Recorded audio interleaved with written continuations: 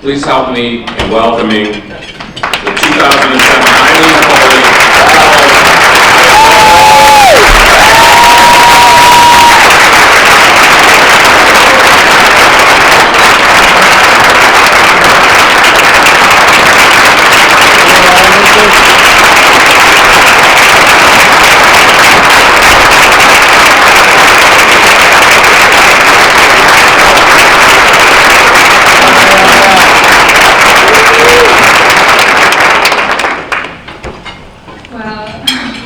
I'm really happy to be here. Thank you so much.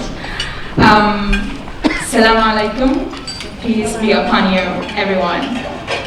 So before beginning my speech, I would like to give a huge thanks to the one who always provides me the strength to face all the obstacles I have in my life, and for coming here safe and keep me away from any dangers. Thanks Allah. Thanks God for your blessing.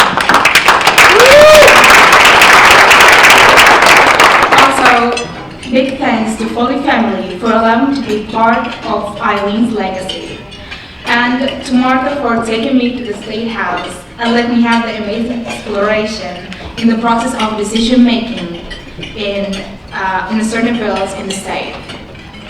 And of course, to Steve and Chelsea for their support and encouragement in order to stand here in front of you with all my encouragement, with all my confidence. In 2014, as part of the Friends Forever delegation, I was away from home, living in the same house with Arabs and Jews. Most of us were strangers that we met just twice before coming to the US. Sharing a living room, our food, volunteering, cleaning together, and we did this even with our phones taken from us. Imagine all these hard things. Then there was the outbreak of the war in Gaza that summer. There were people from my group, new Palestinians in Gaza, and also some of my group's family members served in the military that time. It was extremely difficult for us, but we made it through with feelings of pride and strength. When I came back home, even after our required meetings, I felt like 1 year is not enough for me to reach my potentials. I wanted more. So for the last 2 years, I've been part of the Friends Forever alumni movement. But even that wasn't enough for me. I had many ideas, and I saw myself as someone who can give more and use my skills to promote and get Friends Forever to further peace in my society and in the world. So, my teacher told me about the fellowship, which volunteering for Friends Forever for a month, and in the US. For me, I didn't think of it as a vacation, because if it was, I wouldn't come, because I had other important responsibilities too, like to take my tribe license. Well, I tried to, but I failed a week before I come here. So, and also work to start college in October, and many other things. I chose to come after a lot of thinking and consideration in all the aspects of this fellowship. Well, normally my mom and dad support me in every stage of my life and trust every decision I ever made in my life. And they help open up my eyes to things I couldn't see before. But like all parents, they were really concerned about a lot of things I may face during traveling and staying in the US for a month and by myself. I remember when I ran to mom, just telling her that I got the fellowship, with a big smile and excitement on my face. And she just looked at me and said, US? Like for a month and by yourself and with a drum? I said, like, she seemed to me like, honestly, I didn't, like she seemed to me finding this idea too crazy to even think about it. Well, honestly, I didn't expect that answer from her. I wanted her to say like in the movies, oh darling, that's so exciting. So we're going tomorrow shopping to just buying new things for your travel. Well, but reality is something totally different.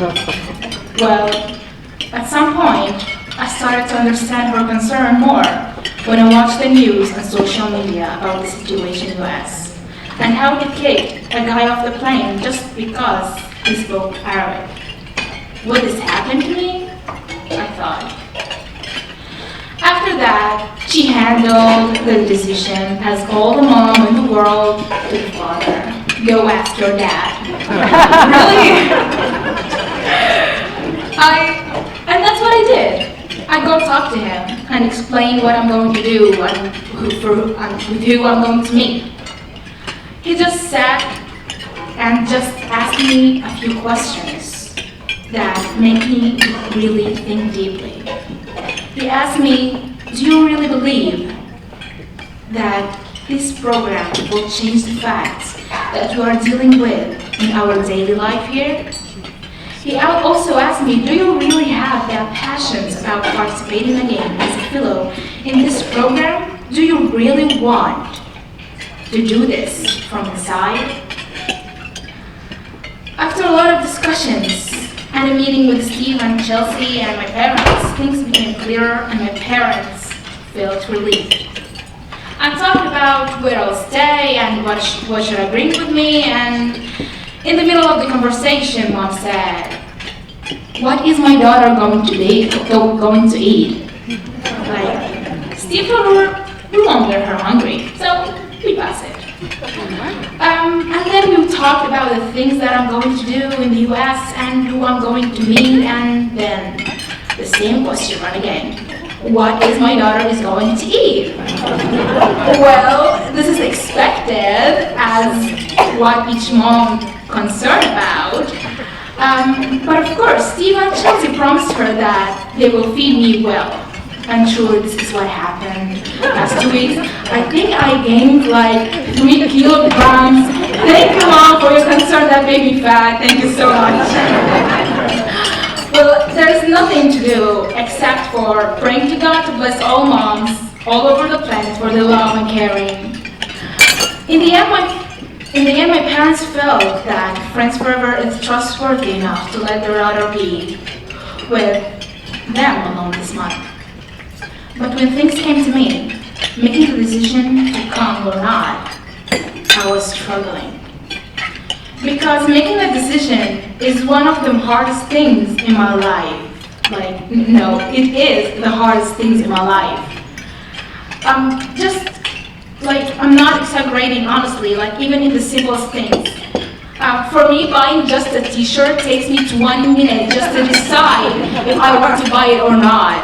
And just like look at it and staring and just think about which color will be good with that t-shirt.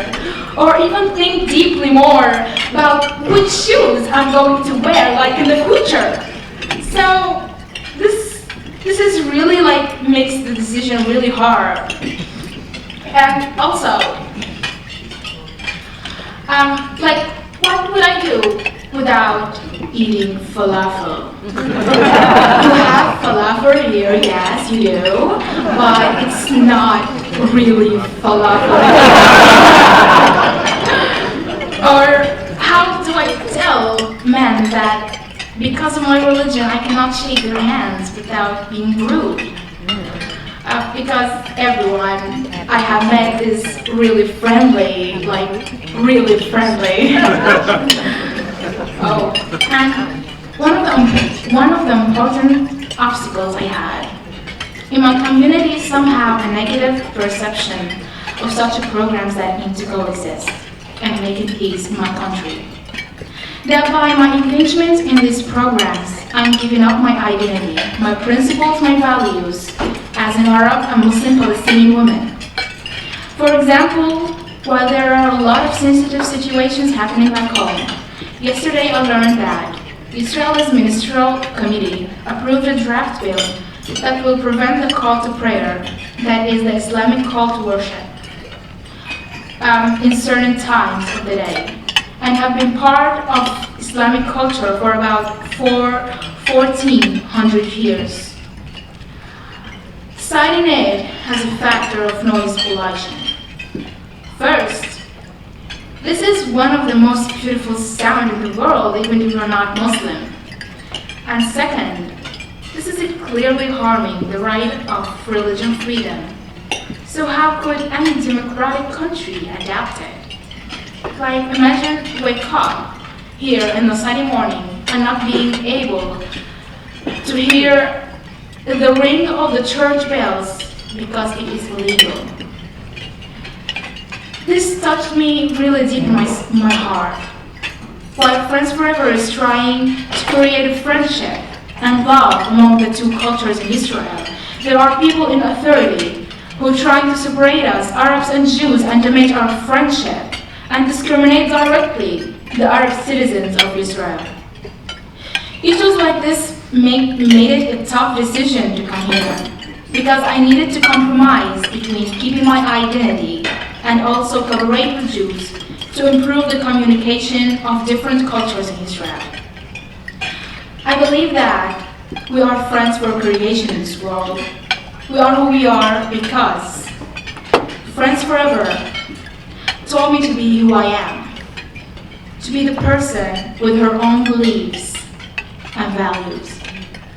Not to let anyone or anything to humiliate me and put down my potentials and principles because I'm different. So different that people will look at me and talk to me in an unordinary way. But different is powerful and beautiful in the same time. Through it, we can learn new things about the other culture, personality, and point of view. We can learn how to be open-minded to others that don't carry on the same identity, opinions, religion, or even the same taste of music.